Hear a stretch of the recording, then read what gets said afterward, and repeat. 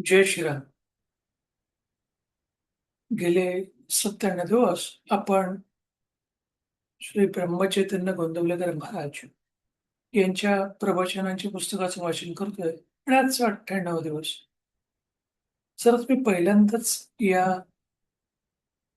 YouTubeवरती हे प्रवचन ऐकण्याकरता आला असाल, तर सबस्क्राईब जरूर करा आणि हे लक्षात ठेवा, की ती त्याची इच्छा आहे.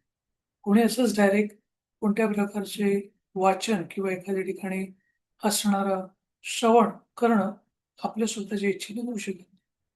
ही त्याची इच्छा माना आणि याच्या पुढचे सेशन तुम्ही असंच कंटिन्यू करू शकता सबस्क्राईब केल्यानंतर. आणि मागचे सेशन्स समजा प्रवचनं तुम्हाला ऐकायची असेल, तर डिस्क्रिप्शनमध्ये तुम्हाला लिंक देखील मिळेल, कमेंटमध्ये पण मिळेल. असं नसेल तर तुम्ही माझ्या WhatsAppने, ईमेलमध्ये कॉन्टॅक्ट करू शकता.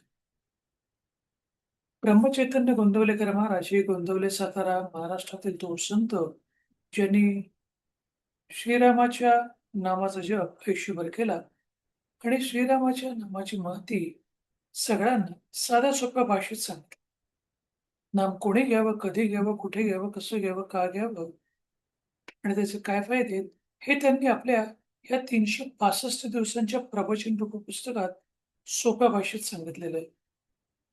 प्रत्येक दिवसासाठी एक प्रवचन जे वाचायला 3 ते 4 मिनिटं स्लो असेल वाचन, तर 5-6 मिनिटं लागू शकतील.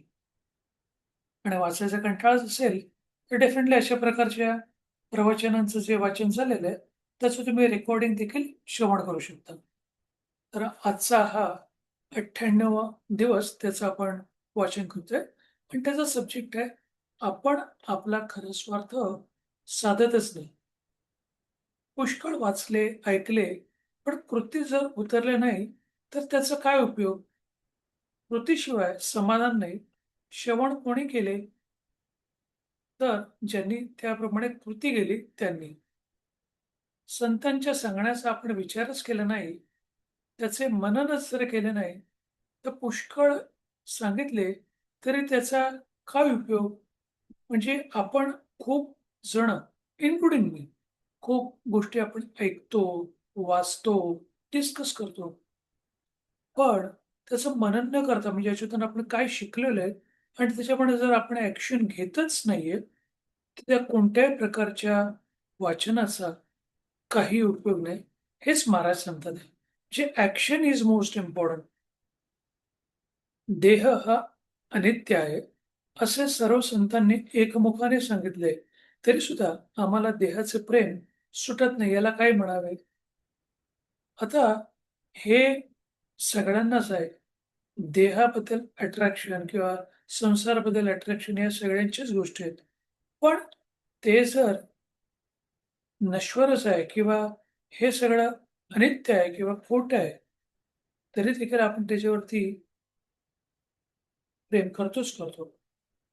म्हणून संत सांगतात, तुम्ही देहाने देहाची कर्म करा, संसारामध्ये संसार करा, पण ते करता करता त्याचं नाव घ्यायला विसरू नका. साधं सोपं सोल्युशन. संतांवर विश्वास नसेल तर स्वतःचा अनुभव पहावा. देहापासून सर्व सुख आहे असे आपण विचाराने ठरविले, पण खरोखर अनुभव काय येतो ते पहा. आपण पाहतो ना, की लहानपणा लहानपणापासून ते लहानापासून मोठ्यापर्यंत आणि रावापासून रंकापर्यंत मनुष्याची सारखी धडपड चालू असते आणि ती म्हणजे समाधानासाठी. म्हणजे प्रत्येक माणसाला समाधान पाहिजे. तो गरीब असेल, श्रीमंत असेल, शिकलेला असेल, अशिक्षित असेल, स्त्री असेल, पुरुष असेल, छोटा मुलगा असेल, यंग किंवा वयस्कर मनुष्य असेल, त्या सगळ्या लोकांनाच समाधान किंवा सुख किंवा आनंद पाहिजे. पण टेम्पररी घेण्यापेक्षा ते पर्मनंट गोष्टीतून कसं मिळेल किंवा तो आनंद द्विगुणित कसा होईल, की तो पर्मनंट कसा राहील, ह्याच्याकडे आपलं लक्ष असायला पाहिजे. आणि हेच आपल्याला संत सांगतात. लहानाचे मोठे झालो, विद्या झाली, नोकरी मिळाली, पैसा अडका मिळतो आहे, बायको केली, मुले-बाळे झाली, म्हणजे बायकांसाठी नवरे पण.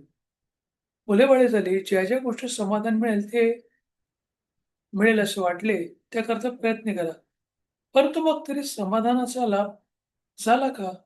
हा एक मार्मिक प्रश्न महाराजांनी विचारलाय आणि आपल्याला समाधान हे जे मिळालेलं आहे सगळं टेम्पररी होतं. आपल्याला पर्मनंट समाधान मिळालंय का? हेच महाराजांनी आणि सगळ्यांनी संतांनी पण शोधायला सांगितले. देहाच्या प्रेमाशिवाय प्रपंच गोष्टी चालणार नाहीत, हे खरं आहे. पण म्हणून देहाच्या सुखाकरताच जन्मभर आटापिटा करायचा हे योग्य नाही. आपण आपला खरा स्वार्थ साधतच नाही. आता आपला स्वार्थ कशात आहे? या देहाचे कौतुक करीत असताना दुसऱ्याची गरगरणी झाली आहे, त्याचा फायदा आपल्याला काहीच होत नाही. देह गेला की सगळे गेले. आणि आपण जे करतो फक्त देहाकरताच. आपला स्वार्थ साधून घ्यायचं म्हणजे काय? देहाचे कर्म करत असताना देखील किंवा संसारात असताना देखील फक्त त्याचं नाव घेणं इतकाच सोपा मार्ग महाराजांनी आणि सगळ्या संतांनी सांगितले. आणि तोच आपला खरा स्वार्थ आहे आणि कारण आपण त्यामुळेच खूप समाधानी राहणार आहोत, आनंदी राहणार आहोत आणि ते आनंद हे आजन्मपुरे इतकंच म्हणजे ते टेम्पर नसून परमनंट असतं. कृतीशिवाय जे बोलतात त्यांचा नाश होतो. बोलावे असे वाटते तोपर्यंत बोलणे थांबवणे जरुरी आहे. स्वातंत्र्य आणि स्वैरवर्तन बाहेरून सारखेच दिसतात, पण त्याच्यामध्ये फार फरक आहे. स्वातंत्र्य हे पवित्र आहे, तर स्वैरवर्तन हे घाणेरडं आहे. दोघांनाही स्वातंत्र्य लागतंच. पण जे स्वातंत्र्य असतं ते प्युअर फॉर्ममध्ये असतं. आपण स्वतः स्वातंत्र्याच्या नावाखाली काही घाणेरडे विषय करायला लागलो, ते वाईट आहे असं संत सांगतात. लोकांच्या स्वातंत्र्याविषयीच्या कल्पना काहीतरीच असतं. खरे म्हणजे माणसाला स्वातंत्र्य फक्त स्वतःची उन्नती म्हणजे आत्मोन्नती करण्यापुरतेच आहे. इतर बाबतीत म्हणजे देहाच्या वगैरे बाबतीत त्याला बंधने असतात आणि ते आवश्यकच आहेत. देहासंबंधीचे बाप, मुलगा, नवरा, बायको वगैरे म्हणून प्रत्येकाचे कर्तव्य राहणारच. म्हणजे आपण प्रत्येक जण एक रोल प्ले करत असतो आणि तो रोल प्ले करत असताना त्याच्यानुसार जे काही कर्तव्य करायचे ते आपल्याला करावं लागणारच आहे. पण मनुष्यत्वाचे कर्तव्य असेल तर भगवंताचे होणे हे आहे. जे आपलं मेन कर्तव्य काय आहे? भगवंताचे होणे.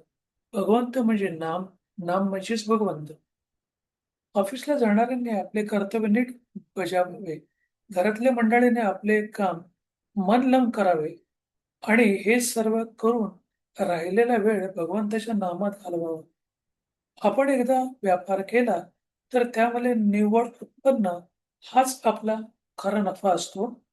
त्याचप्रमाणे प्रपंचातला नफा म्हणजे भगवंताकडे आपले लक्ष किती लागेल हा होय. म्हणजे आपण सगळेजण प्रॉफिटसाठीच काम करतो. बिझनेस सर्व्हिस असेल. पण संसारातला प्रॉफिट काय आहे? तर आपण संसार करता आपलं लक्ष जेवढा वेळ परमेश्वराकडे लागेल, जेवढा वेळ आपण नामसाधना करू, जेवढा वेळ आपण चांगली कर्म करू, तेच आपले प्रॉफिट आहे. हे आपल्या लक्षात असलं पाहिजे. तोच आपला फायदा आहे, हे आपल्या लक्षात असलं पाहिजे. शेवटचं वाक्य, जिथे कर्तव्याची जागृती आणि भगवंताची स्मृती आहे, तेथेच समाधानाची प्राप्ती होते. आता ह्या 98व्या प्रवचनरूपी पुस्तकात म्हणजे या पानावरती आपल्याला हेच सांगितलेलं आहे, की आपण आपल्या स्वार्थाचा विचार करायला पाहिजे आणि खरा स्वार्थ हाच आहे, की आपलं जीवन आपण जगत असताना, आपण संसार करत असताना, आपण देहाने काही मूलभूत कर्मे करत असताना देखील त्याचं नाव घेणं, चांगली कर्म करणं, चांगले विचार करणं, लोकांना मदत करणं, चहाडी चुगली न करणं, लोकांवरती न जळणं, ह्या सगळ्या गोष्टी जर आपण केल्या, तर आपल्याला परमनंट सुख हे मिळणारच मिळणार आहे. हे सगळ्याच संतांनी अधोरेखित केलेलं आहे. या प्रवचनरूपी पुस्तकात महाराजांनी हेच सांगितलेलं आहे, की नाम घेण्यासाठी तुमच्या कोणत्याही धर्माचा, जातीचा, वयाचा, लिंगाचा, स्त्री किंवा तुम्ही कोणी लहान असाल, तुम्ही तरुण असाल, तुम्ही वयस्कर असाल, तुम्ही गरीब असाल, तुम्ही श्रीमंत असाल, तुम्ही शिकलेले असाल, तुम्ही अशिक्षित असाल, तुम्ही चालत असाल, तुम्ही बसलेले असाल, तुम्ही झोपलेले असाल, तुम्ही प्रवास करत असाल, तुम्ही अंघोळ करत असाल, कोणत्याही गोष्टीचं रिस्ट्रिक्शन नामस्मरणामध्ये नाहीये. कोणत्या प्रकारचा पैसा खर्च न होता, कोणत्या प्रकारचा त्रास न होता, अगदी बिनखर्चाचे बिनत्रासाचं असं एकमेव साधन म्हणजे नामस्मरण. जर ते तुम्ही केलंत, तर डेफिनेटली तुम्हाला देखील आनंद मिळेल आणि तुम्ही करत असाल, तर डेफिनेटली या कमेंटमध्ये तुम्ही टाकू शकता. आपण आता 11व्याला श्रीरामाच्या नावाचा जप करूया. श्रीराम श्रीराम श्रीराम श्रीराम श्रीराम श्रीराम श्रीराम श्रीराम श्रीराम श्रीराम श्रीराम श्रीराम श्रीराम श्रीराम श्रीराम श्रीराम. धन्यवाद. हे 98व्या दिवसाचं प्रवचनाचं वाचन झालं. तसंच तुम्ही श्रवण केलं. तुमचे धन्यवाद. तुमचा उर्वरित दिवस असाच आनंदाचा, सुखाचा आणि आरोग्यपूर्ण जावो, हीच त्या श्रीरामचरणी इच्छा व्यक्त करतो आणि ते सांगतो. जय श्रीराम, जय श्रीराम, जय श्रीराम, जय श्रीराम, जय श्रीराम,